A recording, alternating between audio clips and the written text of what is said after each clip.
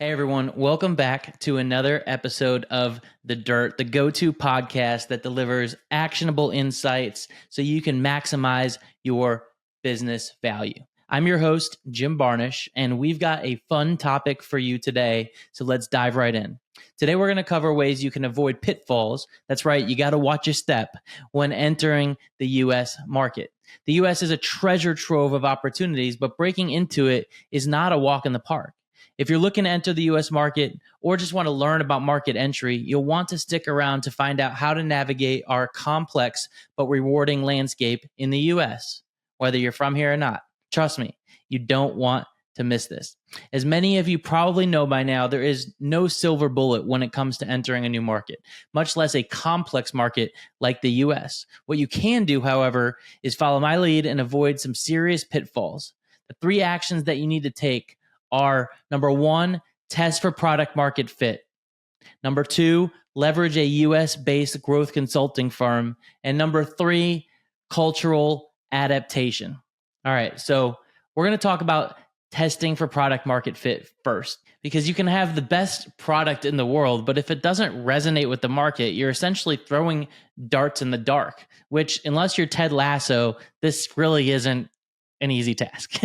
So before diving headfirst into the US market, you have to test. And by testing your product first, you can save yourself and your company time, money, and many, many, many headaches that come with launching a product in a market that does not resonate with the end consumer or end user. Time and time again, companies see the US market as a huge revenue opportunity, but lose out because they did not test their product first. Do not fall victim to chasing money and forget to test the product in the US first. This holds true whether you expand into the US or start in the US. It's actually true no matter where you focus, because people are people and humans have human behavior, but we'll save that for another episode. Let's take Salesforce, an example that we'll probably all recognize. They initially identified a product market fit by recognizing that US-based businesses initially needed a more affordable and scalable CRM solution. Instead of selling expensive software that required a massive IT team to implement, they offered a subscription-based model that allowed salespeople, the users, an easy way to track their opportunities. Word spread bottoms up in the organization that people were using Salesforce, and before long, companies of all sizes were buying Salesforce top down to manage customer relationships more effectively. So why does this matter, and how does this connect to product market fit? Well, the US is unique in its mix of business sizes and types. You've got Fortune 500 companies and a vibrant scene of startups and SMBs and everything in between. Salesforce's model is flexible enough to cater to this diverse market eventually with their products, but to focus on one go-to-market path initially by testing it, salespeople at larger organizations. And that's why they've been so successful in scaling their business. So pick one market, one set of users, test the hell out of it, define your niche, and grow. Next up, leverage a US-based growth consulting firm. The second piece of this is all about leverage. The US market is complex with its own set of regulations, consumer behaviors, and competitive dynamics. And navigating this on your own can be like trying to solve a Rubik's Cube while blindfolded.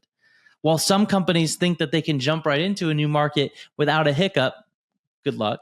It behooves companies to leverage a US-based growth consulting firm or partner.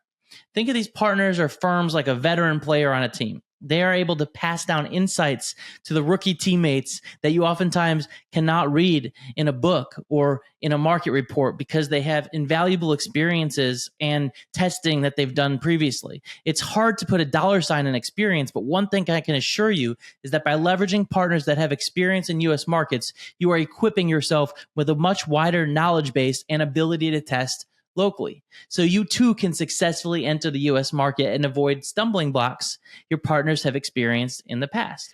My company, Orchid Black, has acted as a growth partner in this exact manner numerous times. One example is 2 years ago, a highly successful retail conglomerate decided to onshore its Asia Pacific or APAC software arm.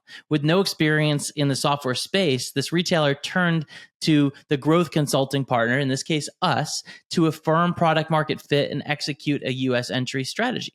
The software arm was run as a lifestyle business in a much smaller APAC market with few repeatable sales or product development processes. And so securing revenue in North America meant building a totally different company, essentially, in a lot of ways. It meant building a sales organization that could sell a SaaS product into enterprise retailers.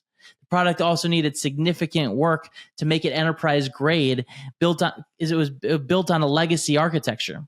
The infrastructure couldn't support the number of stores at target US retail clients. So, to get traction in the US market, 3 key things needed to happen. The product was re-engineered from the ground up, shifting the product to an API-first microservices architecture ensured it could meet demand at an enterprise level while eliminating the threat of future technology debt.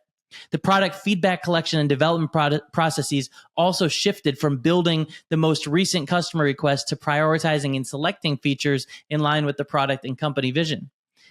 Also, the story and messaging had to compel the North American market. Orchid Black conducted intensive market research, then aligned the product's value with market sentiment. Industry experts were also engaged, resulting in a formal product launch and the creation of a new industry category. And finally, to support all these efforts, Orchid Black filled core competencies on the team, quadrupling the size of the team. The software company celebrated its formal product launch on September 13th of this year, actually, and has since engaged with a wealth of opportunities. So whether it's consulting firm or a strategic partnership of some sort, having a US-based ally can be your North Star in navigating the US market. All right, last up, let's dive into our third and final move of the day, cultural adaptation. Now, what do we mean by this? Cultural adaptation is the process of tweaking your business practices and offerings to resonate with the local culture. This is not just about translating your website into English or using the $sign. It's about understanding the deep-rooted cultural norms and expectations that influences consumer behavior.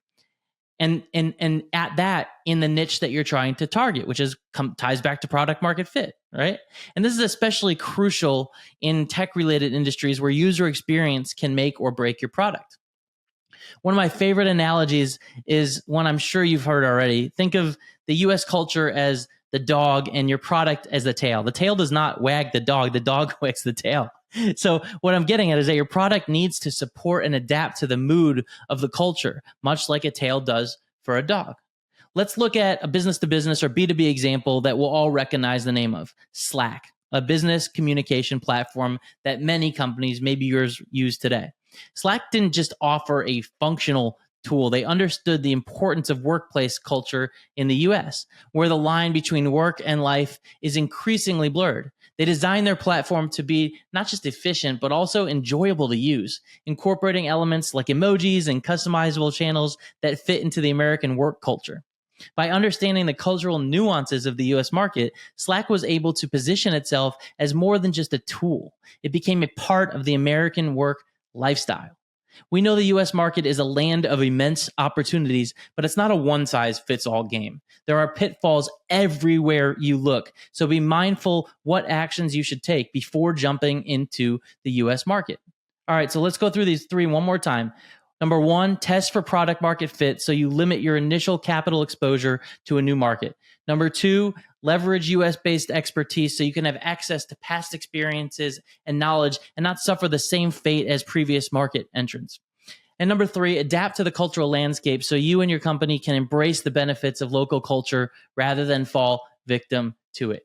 All right, folks, that's a wrap for today's episode. If you found value in this discussion, do us a favor, do me a favor, and share it with a friend who could benefit from these insights. And don't forget to hit that subscribe button so you never miss another episode. Until next time, keep digging for that dirt. Cheers. JB out.